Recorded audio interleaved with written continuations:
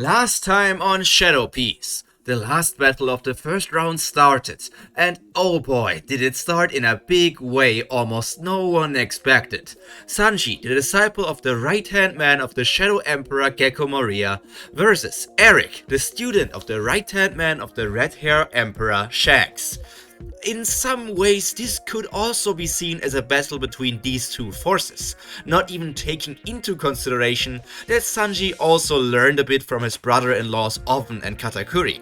At first, Sanji only zoomed around the battlefield, until he activated his Azure Pudding Inferno, a mighty technique capable of bringing even the greatest foes on their knees. At least that is how the Dark Messiah described it to everybody sitting around him. Expectations were high, but Eric saw the window of opportunity and took it, swinging down his warhammer onto his opponent, respecting his strength but also taking the chance of his death into consideration.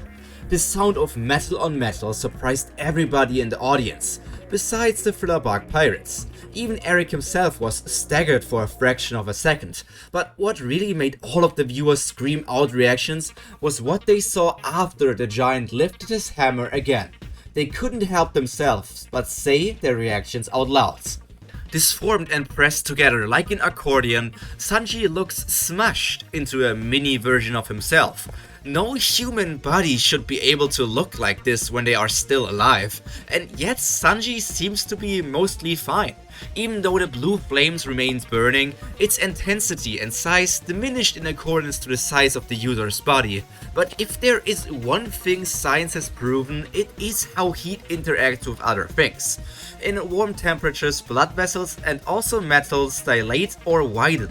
In Sanji's case, this increases his blood flow, but also his body size.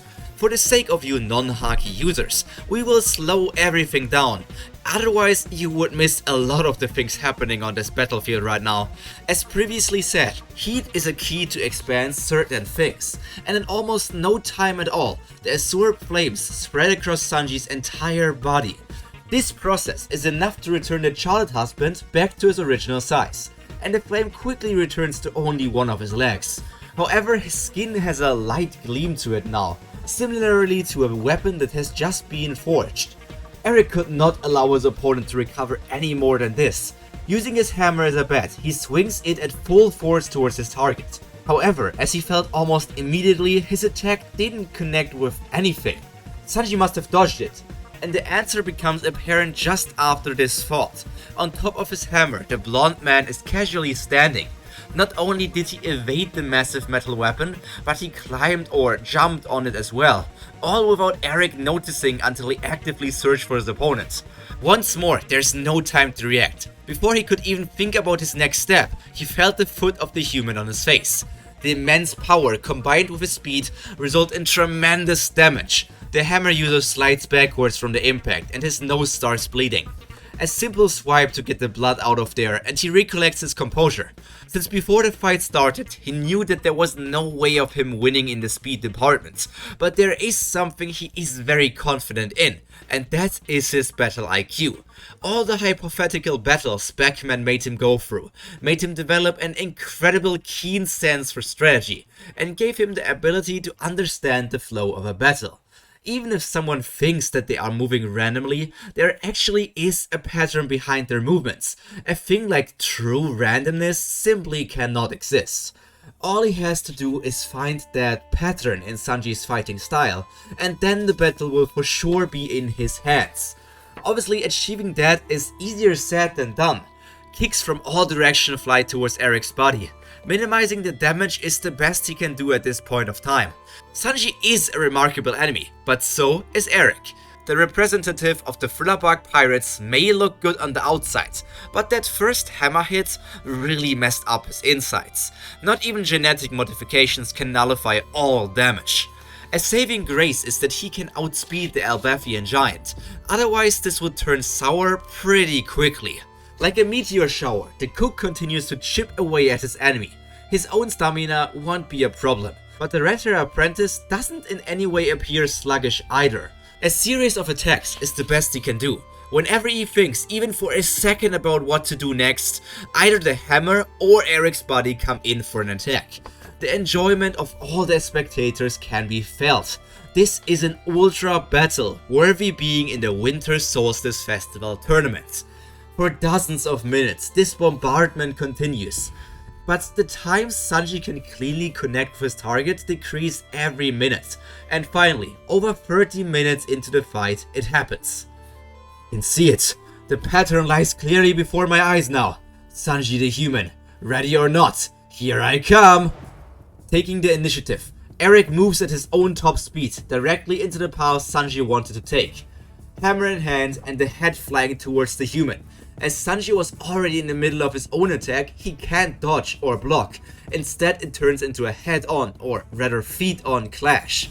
Sparks are flying, and for some time nobody gets pushed back, but Sanji is the first to jump backwards. With his weapon, Eric can always add more force to his attack. On the other hand, a kick eventually runs out of power, so even keeping the collision going for that long is a sign of the Charlotte man's power. From here on out, Eric is continuously keeping tab on where his opponent will go.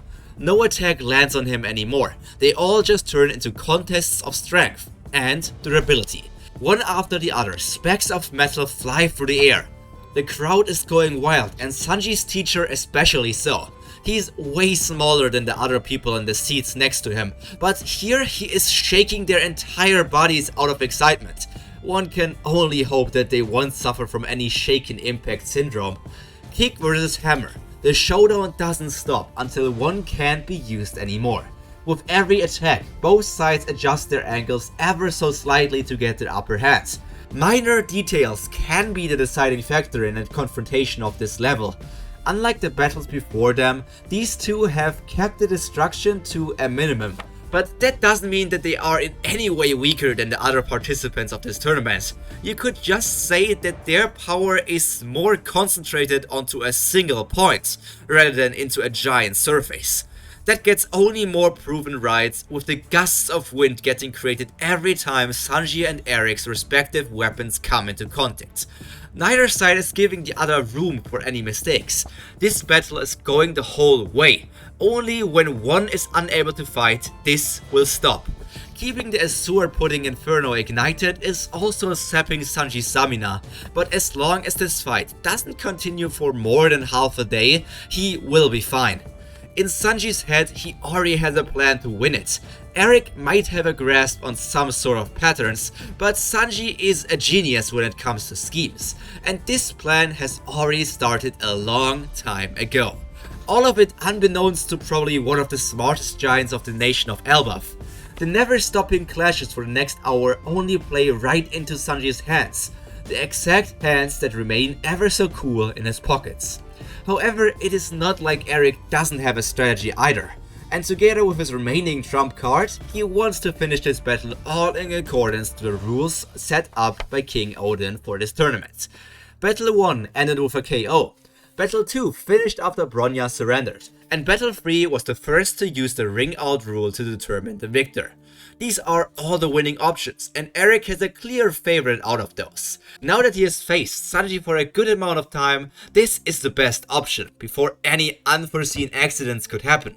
In the next contest of strength, the red-haired pirate puts all of his muscles in use, going full throttle, 120%, not hiding anything.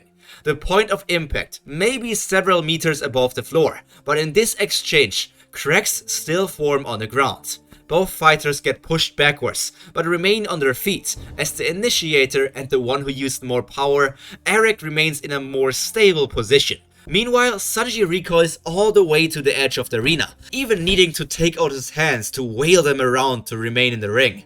Losing like that will leave a foul taste in everybody present. Now, what should I do? Sanji is having a quick brainstorming session, but to his surprise, he is not in a safe spot.